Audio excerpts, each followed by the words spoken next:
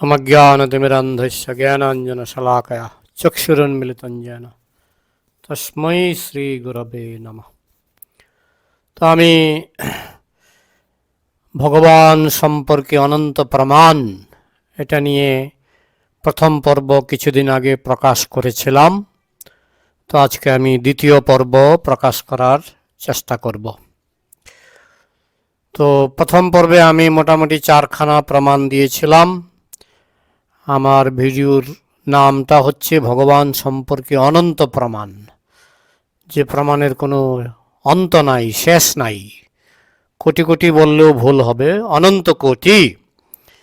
তো মাত্র 4খানা প্রমাণ আমি গত ভিডিওতে উপস্থাপন করেছিলাম, এবং অবশ্যই আমার এই প্রমাণগুলি বুদ্ধিমান মানুষের জন্য। পেঁচার পক্ষে যেমন সূর্য দর্শন সম্ভব নয়, এমনকি ছাগল গরুর পক্ষেও সূর্য উপলব্ধি ততটুকু সম্ভব নয়। একজন বুদ্ধিমান মানুষ বুঝতে পারে সূর্য কি জিনিস। তো ঠিক সেই রকম ভগবান সম্পর্কে প্রমাণ বুঝতে হলেও কিঞ্চিত বুদ্ধি দরকার। তো আজকে আমি যে পঞ্চম প্রমাণ হিসাবে আমি যেটা উপস্থাপন করব সেটা হলো যে ভগবান যে নারী পুরুষ সৃষ্টি করেছেন। নারী পুরুষ বলা হয় জলজা নবলক্ষানি। জলের মধ্যে 9 লক্ষ রকমের জলজ প্রাণী আছে। জলের মধ্যে 9 লক্ষ রকমের জলজ প্রাণী। তো তার মধ্যে যদি নারী পুরুষ বিভাগ করা হয় তাহলে 18 লক্ষ। কারণ নারী জলজ প্রাণী মানে 9 লক্ষ এবং পুরুষ 9 লক্ষ। মনে করেন মাছ, তো নারী মাছ, পুরুষ মাছ। তো এরকম জলের মধ্যে যত রকমের প্রাণী আছে এগুলিকে নারী পুরুষ ভাগ করা যায়। তাহলে এই যে 9 লক্ষ রকমের, এমনিতে তো কোটি কোটি জলের মধ্যে জলজ প্রাণী কোটি কোটি। তো কোটি কোটির মধ্যে কোটি কোটি নারী, কোটি কোটি পুরুষ। তারপরে গাছপালা রয়েছে প্রায় 20 লক্ষ। তার মধ্যেও নারী পুরুষের কিছু লক্ষণ পাওয়া গেছে। আমার ছাত্র জীবনে আমি যখন ভাড়া থাকতাম সেই বাড়িতে একটা কাকরোল গাছ ছিল, কাকরোল গাছ। তো আমি দেখতাম যে কাকরোলের চাষি ওই পুরুষ ফুল থেকে রেণু নিয়ে নিয়ে নারী ফুলে লাগিয়ে দিতেন। আমি জিজ্ঞেস করেছিলাম এটা কি করছেন? বলছে এটা করলে পরে বেশি করে কাকরোল ধরবে, কাকরোল সবজি ধরবে। তার মানে কি ওই গাছের মধ্যেও নারী বৈশিষ্ট্য এবং পুরুষ বৈশিষ্ট্য। এখন গাছের মধ্যে সেটা অত পরিষ্কারভাবে আমরা বুঝতে পারি না, কিন্তু নারী ফুল, পুরুষ ফুল, নারী পেঁপে গাছ, পুরুষ পেঁপে গাছ, এগুলি আমরা শুনেছি, দেখেছি কম বেশি। তবে গাছের মধ্যে নারী পুরুষ ভাবটা অতটা সুস্পষ্ট নয়। কিন্তু জলজ প্রাণী মাছ, এদের মধ্যে নারী পুরুষ, জলজা নবলক্ষানি, 9 লক্ষ রকমের জলজ প্রাণী।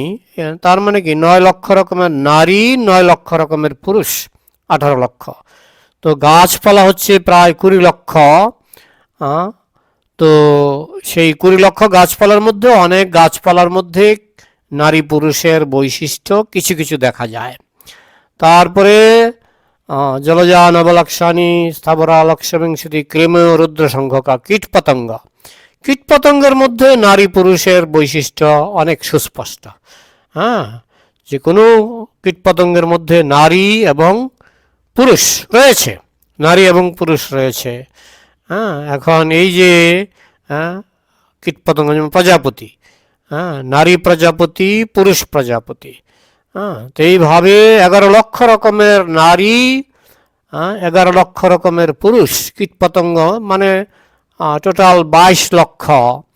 11 লক্ষ রকমের পুরুষ কীটপতঙ্গ এবং 11 লক্ষ প্রকারের নারী কীটপতঙ্গ। আর সংখ্যায় তো কোটি কোটি, সংখ্যায় কোটি কোটি। আমি শুধু প্রকার, হ্যাঁ, 11 লক্ষ প্রকার, তার মধ্যে প্রত্যেক প্রকারের কীটপতঙ্গ, যেমন প্রজাপতি কি একটা, হ্যাঁ, প্রজাপতি এরকম অসংখ্য।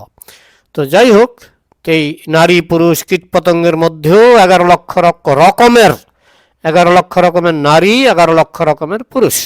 কৃমি রুদ্র সংখ্যকা পক্ষিনাম দশলক্ষণম, পাখি 10 লক্ষ রকমের। তার মানে কি 10 লক্ষ রকমের নারী পাখি, 10 লক্ষ রকমের পুরুষ পাখি। হ্যাঁ, তার মানে 20 লক্ষ প্রকার ওই নারী পুরুষ। 10 লক্ষ রকমের পুরুষ পাখি, 10 লক্ষ রকমের নারী পাখি।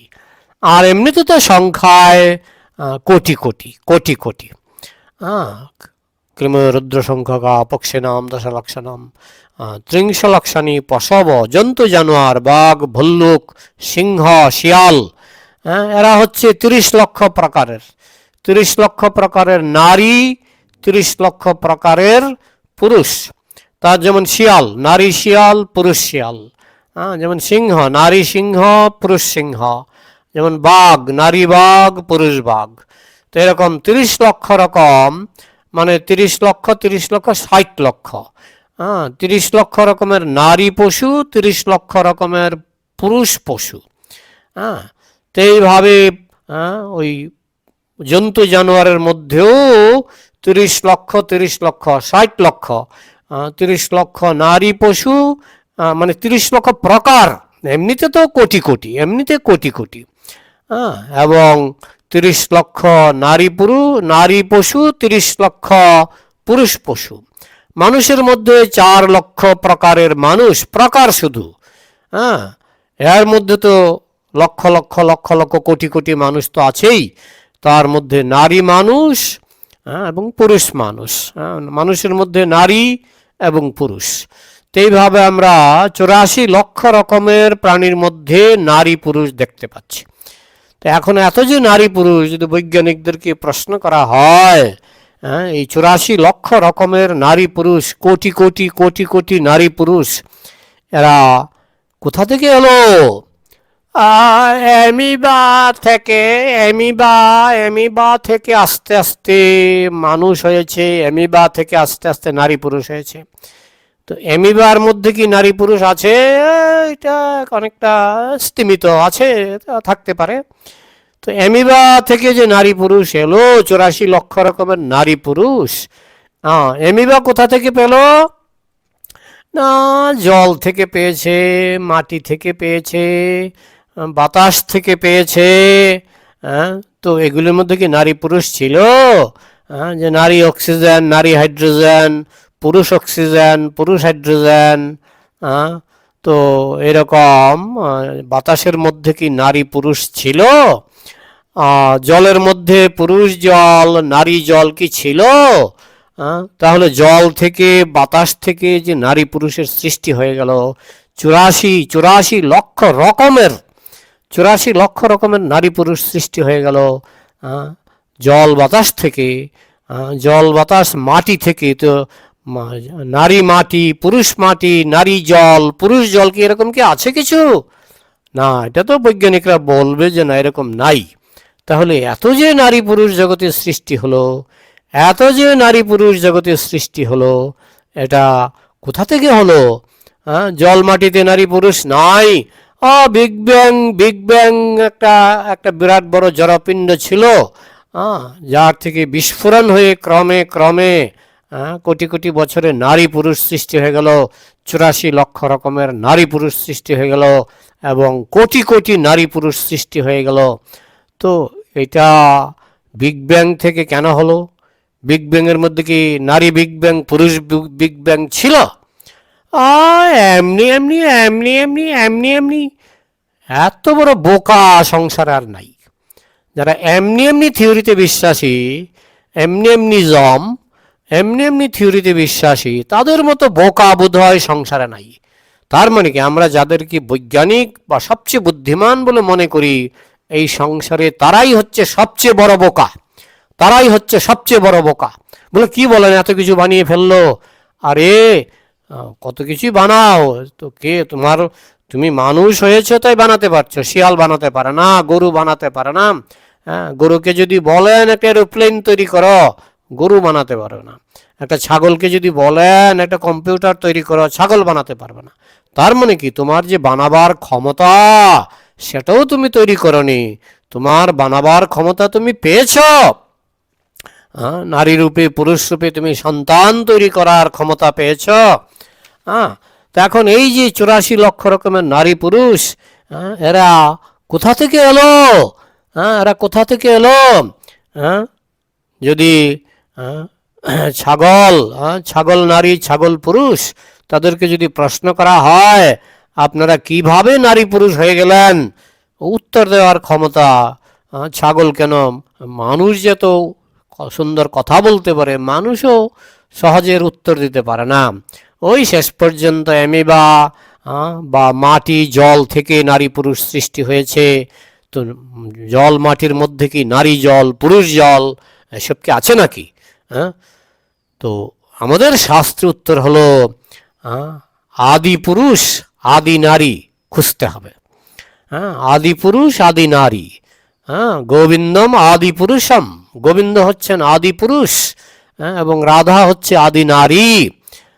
আপনারা বলবেন না না, এমিবা হচ্ছে আদি পুরুষ, এমিবা হচ্ছে আদি নারী। না না, জল হচ্ছে আদি নারী আদি পুরুষ, মাটি হচ্ছে আদি নারী আদি পুরুষ, কিংবা বিগ ব্যাং হচ্ছে আদি নারী আদি পুরুষ। গাধা গর্ধপরা বিশ্বাস করুক গিয়ে।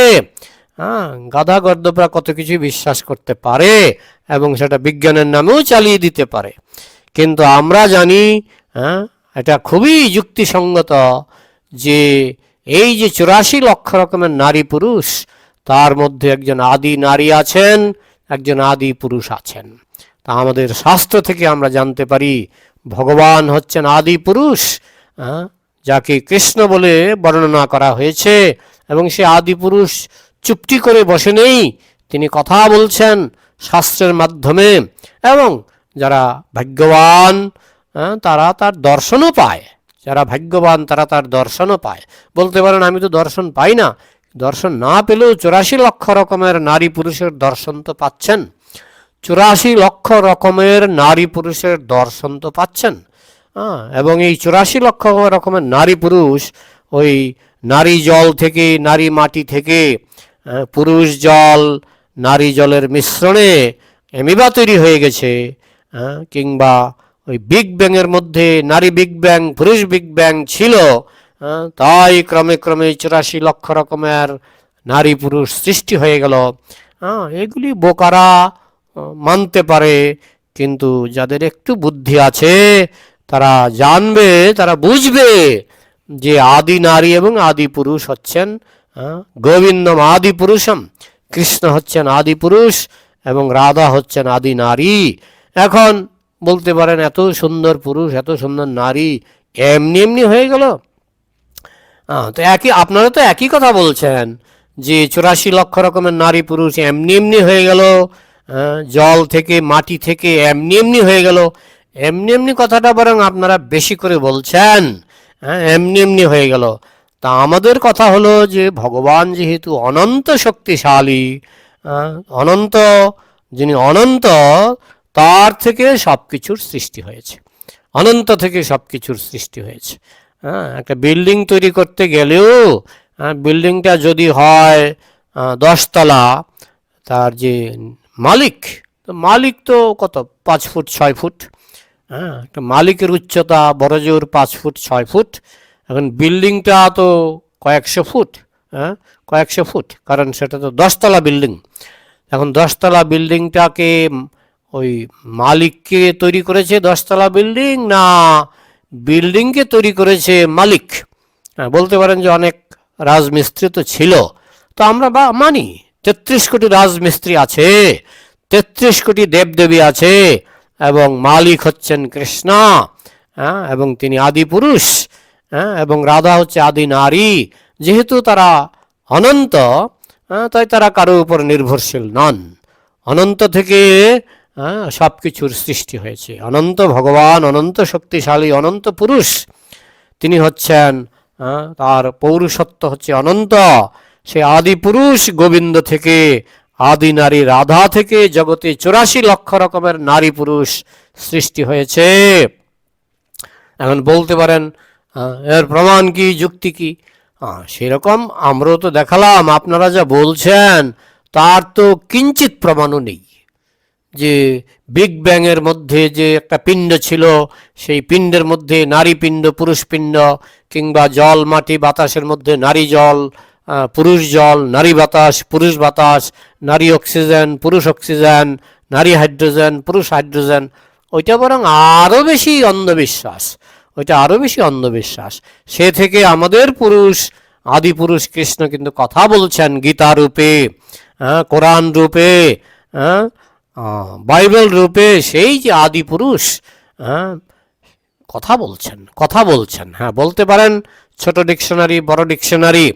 ছোট ডিকশনারিটা দেখতে ছোট, তার মধ্যে অনেক শব্দ পাওয়া যায় না, কিন্তু বড় ডিকশনারিটা দেখতে বড়। ঠিক সেরকম এই আমাদের যে গীতা, ভাগবত, উপনিষদ, বেদ, বেদান্ত, কোরআন, বাইবেল, এগুলি হচ্ছে বিভিন্ন রকমের ডিকশনারি। সেই ডিকশনারির মধ্যে আদি পুরুষ কিন্তু কথা বলছেন। Man is made in the image of god, মানুষকে তৈরি করা হয়েছে ভগবানের রূপ অনুসারে।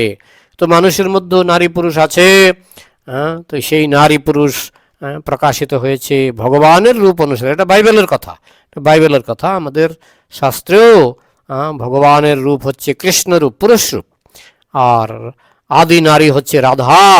তো এই যে নারী পুরুষ সম্পর্কে যে ব্যাখ্যা যেটা বৈজ্ঞানিকরা দিয়ে থাকেন, যে জল থেকে, মাটি থেকে, বাতাস থেকে নারী পুরুষ সৃষ্টি হয়ে গেল 84 লক্ষ রকমের নারী পুরুষ, এটা একেবারে ব্রেন নষ্ট হলে, বোকা বলবো না, বোকারও তো কিছু ব্রেন থাকে, যাদের ব্রেন নষ্ট তারা সেটা বিশ্বাস করবে যে ওই নারী জল পুরুষ জল, নারী অক্সিজেন পুরুষ অক্সিজেন, নারী হাইড্রোজেন পুরুষ হাইড্রোজেন।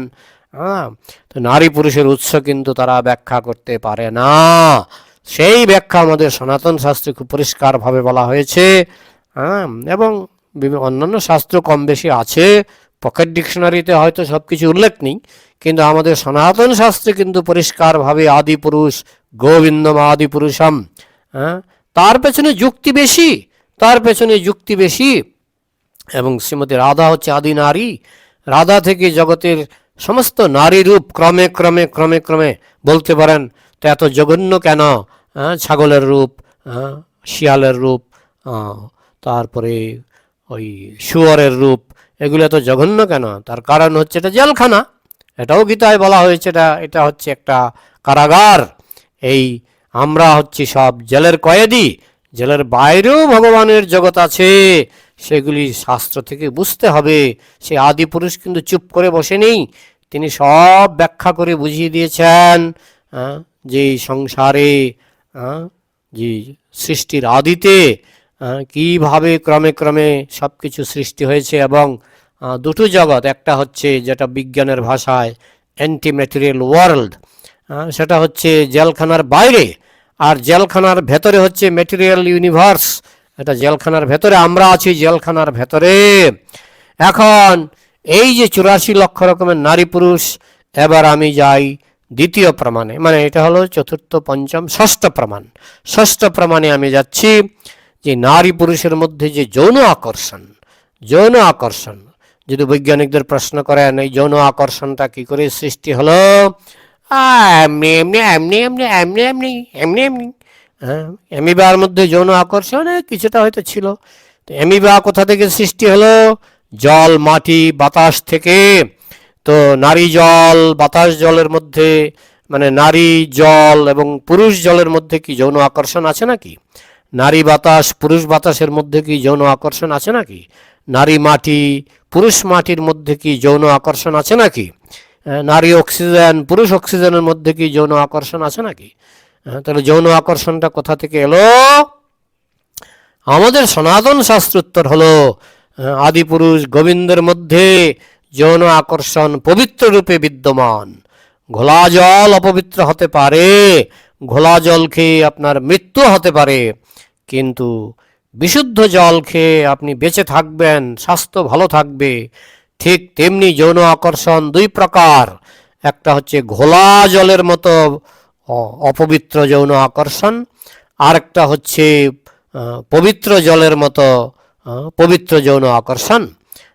তো রাধা কৃষ্ণের মধ্যে যে যৌন আকর্ষণ সেটা হচ্ছে পবিত্র যৌন আকর্ষণ, এবং সেই পবিত্র যৌন আকর্ষণ ক্রমে ক্রমে এই সংসারে, বিশেষ করে জেলখানার মধ্যে 84 লক্ষ রকমের নারী পুরুষের মধ্যে যৌন আকর্ষণ রূপে যে বিস্তার লাভ করেছে, তার মধ্যে কম বেশি ময়লা তো মেশানোই আছে, কম বেশি ময়লা মেশানোই আছে। তো যৌন আকর্ষণ তো শূন্য থেকে আসেনি, যৌন আকর্ষণ শূন্য থেকে আসেনি। বলে না না, জল মাটির মধ্যেও যৌন আকর্ষণ আছে, হাইড্রোজেনের মধ্যেও যৌন আকর্ষণ আছে, অক্সিজেনের মধ্যেও যৌন আকর্ষণ আছে। ওই বিগ ব্যাং থিওরি অনুসারে যে ওই যে একটা পিণ্ড ছিল, জড়পিণ্ড, তার মধ্যেও যৌন আকর্ষণ আছে। এরকমের গাঁজাখুরি ব্যাখ্যা গাঁজাখোররা মানতে পারে, পাগলরা মানতে পারে। পাগলদের একটু বুদ্ধি আছে, একেবারে যাদের ব্রেন একেবারে নষ্ট, একেবারে নষ্ট, তারা হয়তো এই ধরনের ব্যাখ্যা মানতে পারে। কিন্তু যৌন আকর্ষণের মূল গোড়া হচ্ছে রাধা কৃষ্ণের যৌন আকর্ষণ। পার্থক্য শুধু বিশুদ্ধ জল আর ঘোলা জল। ঘোলা জল খেয়ে আপনার শরীর নষ্ট হবে, বিশুদ্ধ জল খেয়ে আপনার শরীর পুষ্ট হবে। ঠিক তেমনি রাধা কৃষ্ণের যে যৌন আকর্ষণ সেটা পরম পবিত্র, আমাদের কল্পনার বাইরে পরম পবিত্র। এবং সেখান থেকে আস্তে আস্তে এই সংসারে 84 লক্ষ রকমের যে আমরা হচ্ছে জেলের কয়েদি, জেলের বাসিন্দা, জেলখানার বাসিন্দা, তো আমাদের মধ্যে যে যৌন আকর্ষণ তার মধ্যে কিছুটা হলেও ময়লা মেশানো আছে। বিবাহের মাধ্যমে মনুষ্য সমাজে কিছুটা পবিত্রতা আনা যায়, কিন্তু বেশিরভাগ ক্ষেত্রেই যৌন আকর্ষণ হচ্ছে ঘোলাটে। ঘোলাটে যে যৌন আকর্ষণ ছাগলের জন্ম দেয়, শুয়োরের জন্ম দেয়, সেই যৌন আকর্ষণকে আর কতটুকু পবিত্র বলা যাবে?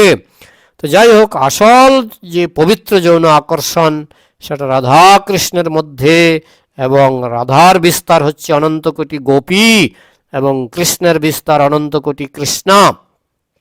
তো যাই হোক, এইভাবে আদি পুরুষ এবং আদি নারীর মধ্যে যে পবিত্র যৌন আকর্ষণ সেটাই ক্রমে ক্রমে এই সংসারে 84 লক্ষ রকমের জেলখানার কয়েদি, জেলখানার বাসিন্দার মধ্যে ছড়িয়ে পড়েছে। সেটা কিন্তু সেরকম পবিত্র নয়, এটা আমরা মানি। যৌন আকর্ষণ ততটা পবিত্র নয়। তো যাই হোক, এই যে আদি পুরুষ এবং আদি নারী, তো এগুলির মধ্যে ওই জল নারী জল পুরুষ, মাটি নারী মাটি পুরুষ এরকম নেই। সেটা আদি পুরুষ কৃষ্ণ থেকে জগতের সমস্ত পুরুষ এসেছে, এবং আদি নারী রাধা থেকে জগতের সমস্ত নারী প্রজাতির সৃষ্টি হয়েছে।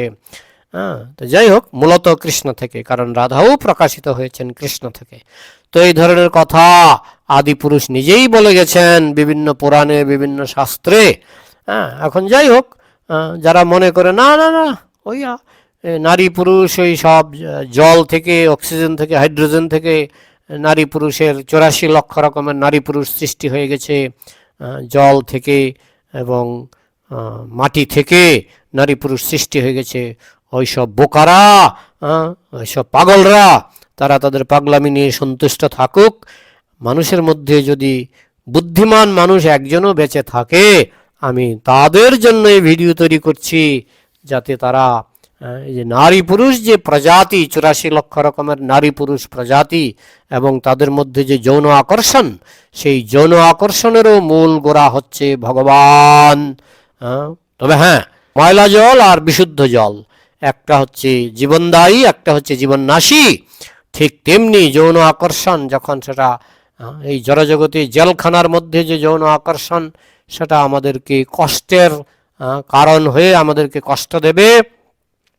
আর জেলখানার বাইরে কৃষ্ণ এবং রাধার মধ্যে, এবং অনন্ত কোটি কৃষ্ণ অনন্ত কোটি গোপীর মধ্যে যে যৌন আকর্ষণ, সেটা আনন্দদায়ক, সেটা পরম পবিত্র, আমাদের কল্পনার বাইরে। শুকর কখনো বুঝতে পারবে না গোলা জল আর পবিত্র জলের মধ্যে কি পার্থক্য। এমনও হতে পারে পবিত্র জলকে শূকর অতটা পছন্দ নাও করতে পারে। হ্যাঁ, পবিত্র জলকে শূকর ভালো নাও বাসতে পারে, একটু দুর্গন্ধ না হলে শূকরের কাছে কোনো কিছুই রুচিকর মনে হবে না। তো যাই হোক, ঘোলা জল শূকরের কাছে প্রিয় হতে পারে, কিন্তু একজন কালচার্ড মানুষের পক্ষে পবিত্র জল সেটা দরকার, শুধু প্রিয় নয়, সেটা অত্যন্ত দরকার। ঠিক তেমনি আদিপুরুষ কৃষ্ণের মধ্যে যে পবিত্র যৌনতা এবং আদি নারী রাধা এবং গোপীদের মধ্যে যে পবিত্র যৌনতা, সেটা পরম পবিত্র, জীবনে তার দরকার আছে। সেটা পেতে গেলে আপনাকেও সেখানে যেতে হবে। জেলখানার মধ্যে থেকে সেই যৌন আকর্ষণ অনুভব করা যাবে না। জেলখানার মধ্যে সবটাই হচ্ছে ড্রেনের জল, ঘোলা জল, নোংরা জল। তো যাই হোক, এগুলি অনেক উচ্চ স্তরের কথা, ওই গোবর মাথা পেঁচারা কি বুঝবে। রাখছি মোটামুটি দুটো প্রমাণ আজকে দিলাম। প্রথম প্রমাণ হচ্ছে যে 84 লক্ষ রকমের নারী পুরুষ, ওই নারী অক্সিজেন নারী হাইড্রোজেন থেকে এসছে না ভগবান থেকে এসছে। আর দ্বিতীয় প্রমাণটা হলো যৌন আকর্ষণ, এটা কি শূন্য থেকে সৃষ্টি হয়েছে না জলের থেকে মাটির থেকে যৌন আকর্ষণ সৃষ্টি হয়েছে। তো আমাদের দ্বিতীয় যুক্তিটা হলো যে পবিত্র যৌন আকর্ষণ ভগবানের মধ্যে আছে, যার থেকে মানুষের মধ্যে এবং 84 লক্ষ রকমের প্রাণীর মধ্যে ঘোলা যৌন আকর্ষণ সৃষ্টি হয়েছে। বিবাহের মাধ্যমে মনুষ্য সমাজে কিঞ্চিত পবিত্রতা আনা যায়। তবে পশু পাখি তো যৌন আকর্ষণের মাধ্যমে ওই শূকর হয়ে জন্ম হবে, ছাগল হয়ে জন্ম হবে। ওইটা তো আর সেরকম কোনো খুব মজার জন্ম, শূকরের জন্ম খুব মজার জন্ম তা তো নয়। তো যাই হোক, এগুলো সব ঘোলাটে যৌন আকর্ষণ। যে যৌন আকর্ষণ শূকরের জন্ম দেবে সেটা ঘোলাটে। মনুষ্য জন্মে যদি বিবাহের মাধ্যমে হয় কিঞ্চিত পরিষ্কার, কিন্তু বিশুদ্ধ যৌন আকর্ষণ, যেটা বিসলারি জলের মতো, বিশুদ্ধ জলের মতো, যেটা ড্রেনের জল নয়, সেটা পেতে গেলে আপনাকে গোলকধামে যেতে হবে। সেখানে আদিপুরুষ কৃষ্ণ অনন্তরূপে নিজেকে বিস্তার করে অনন্ত কোটি গোপীর সঙ্গে তিনি লীলাবিলাস করে থাকেন। তো সেটা আমাদের শাস্ত্রে আদিপুরুষ নিজেই বলে গেছেন।